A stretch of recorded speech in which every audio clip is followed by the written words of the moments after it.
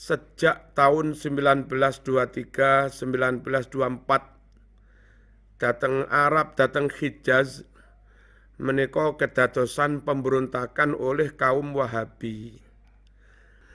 Mereka kaum Wahabi ngeten niki. Nah niki tak cekel niki. Man kudu percaya kali kula sebab kula niki alumni Muhammad bin Saud juga. Saya alumni Jami'atil Imam Muhammad bin Saud. Mereka mencetak Sahih Bukhari dan sudah banyak hadis dihilangkan. Beberapa kalimat dirubah. Begitu juga Sahih Muslim dan yang lain-lain. Nah itu yang dilakukan Wahabi, menggusur makam para sahabat, menggusur makam para ulama dan para wali. Bukan hanya menggusur, ulama yang sudah hidup makamnya digusur, ulama yang masih hidup dibunuh. Nah kitab asli miliknya ulama Ahlus Sunnah wal Jamaah itu dirampas, lalu dikumpulkan di lapangan, keterangin sebagian yang lain dimusnahkan.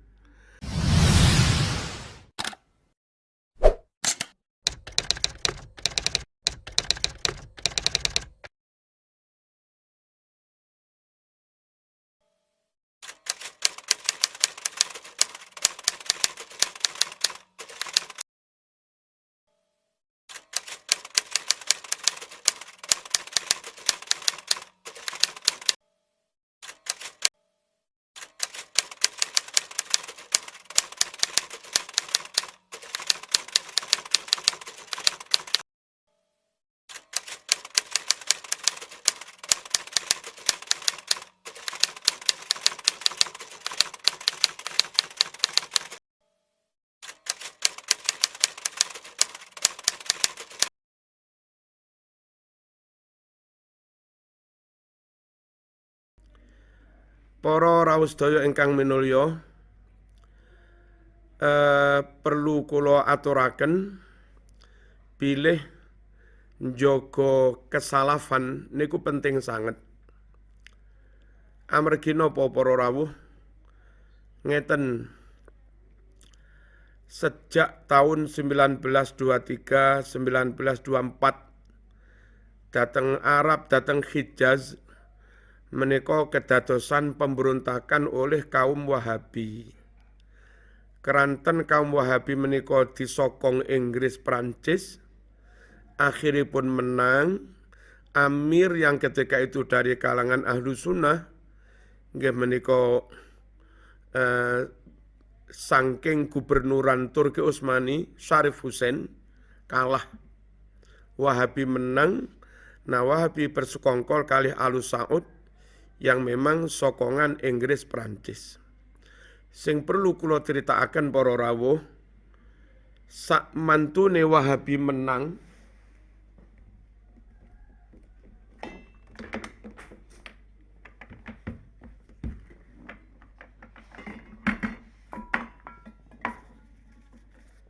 nah menika kitab alit judulipun An-Nusus Al-Islamiyah, An-Nusus Al-Islamiyah fi raddi ala madhabil Wahabiyah.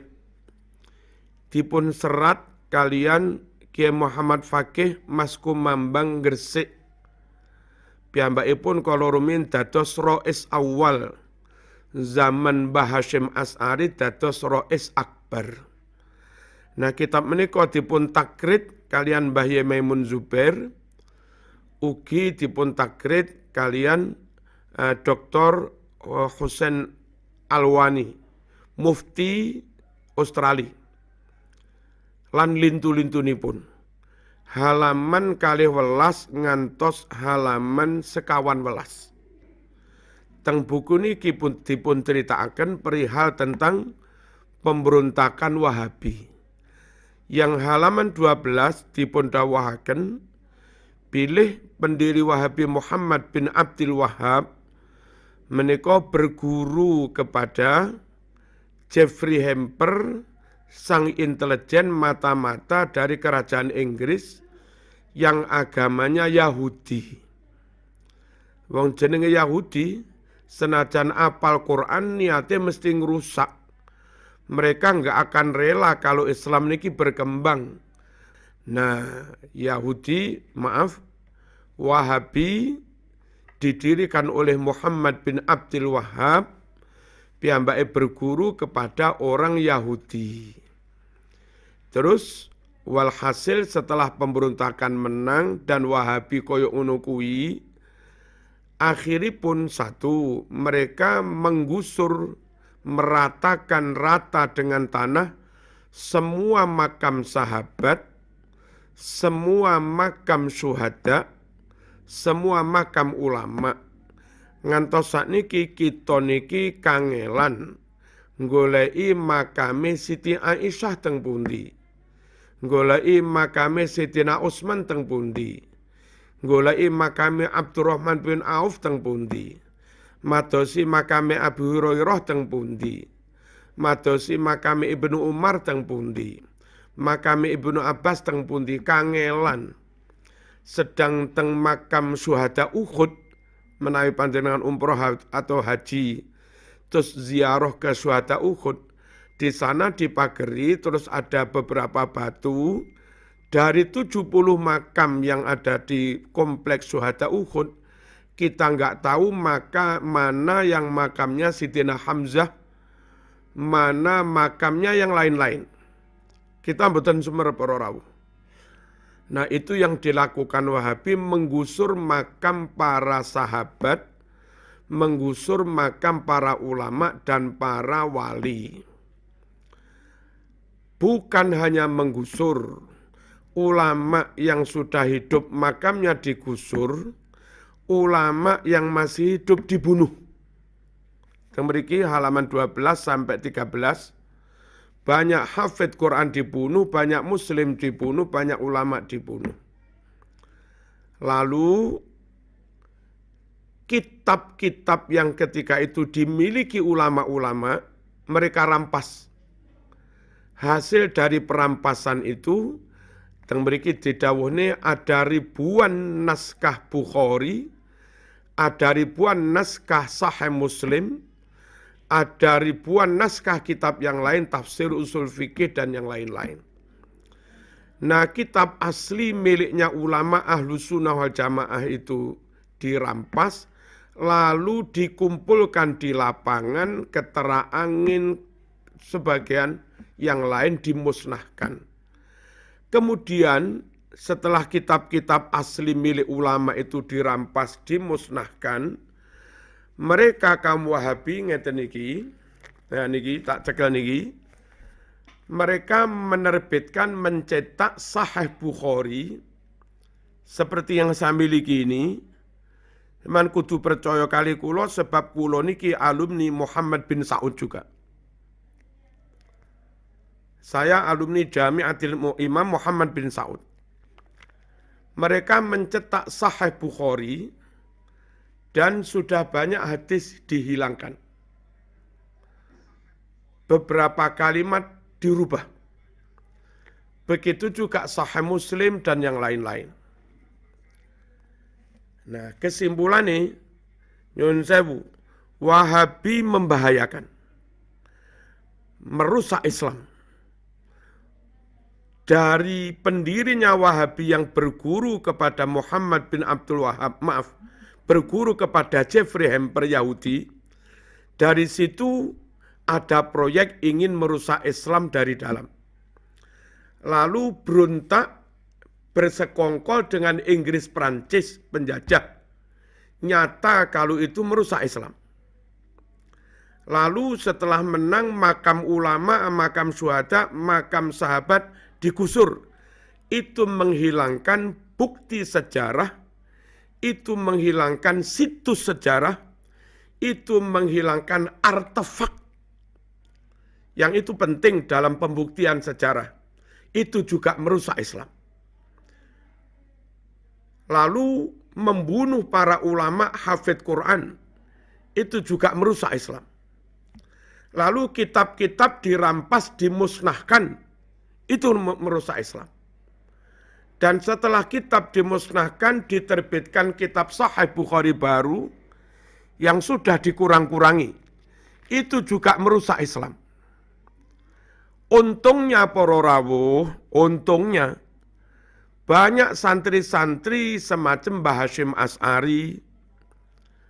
Saya yakin kalau dari Banyuwangi mungkin juga Mbah Syafaat, utawi abai Mbah Syafaat, mungkin juga Mbah Manan, terus kalau dari Blitar Mbah Yeriduan, kalau dari Jogja Mbah Munawir, kalau dari Gresik itu tadi Mbah Muhammad Fakih, kalau dari Jombang Mbah Hasyim Mbah Bisri, terus dari Sarang Mbah Zuber, abai Mbah Maimun, dan banyak santri yang ketika itu mondok teng Mekah, ngerti Arab, ada pemberontakan ngoten niku, santri-santri niku segera pulang ke Indonesia.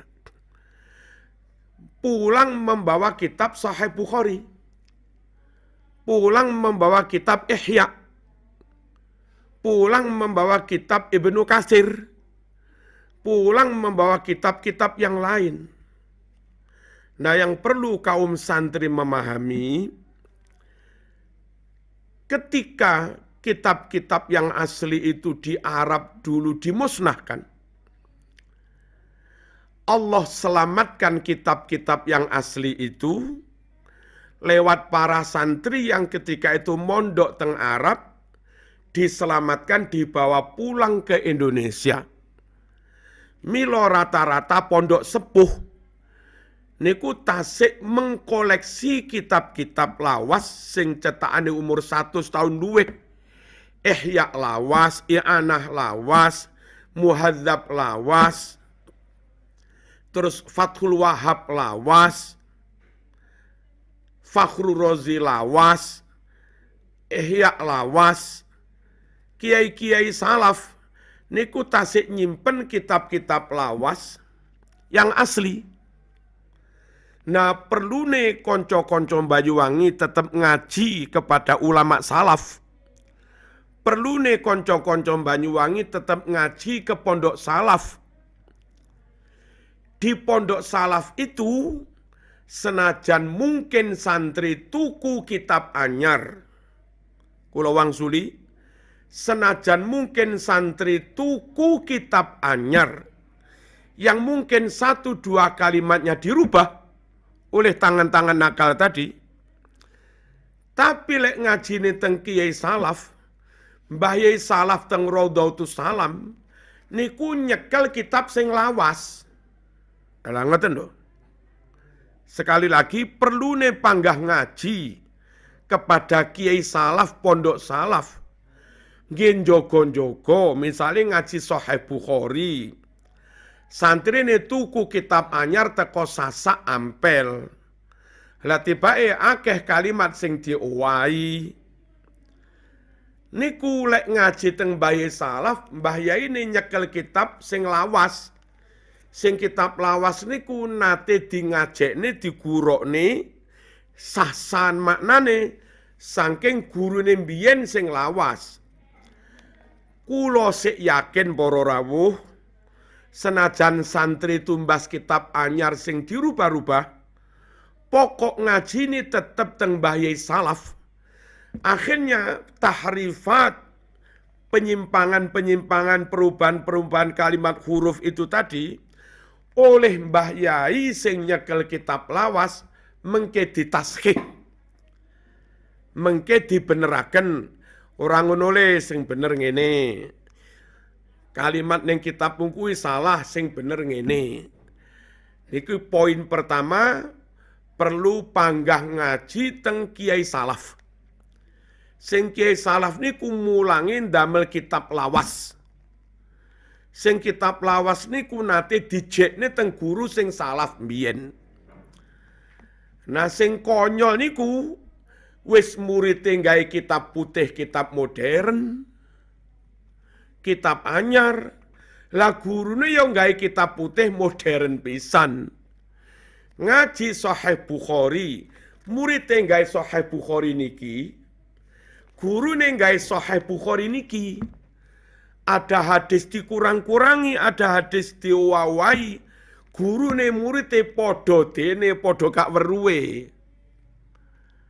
Sehingga dengan begitu, guru kepada murid mengajarkan hadis yang dirubah-rubah, murid dapat ilmu hadis yang juga dirubah-rubah.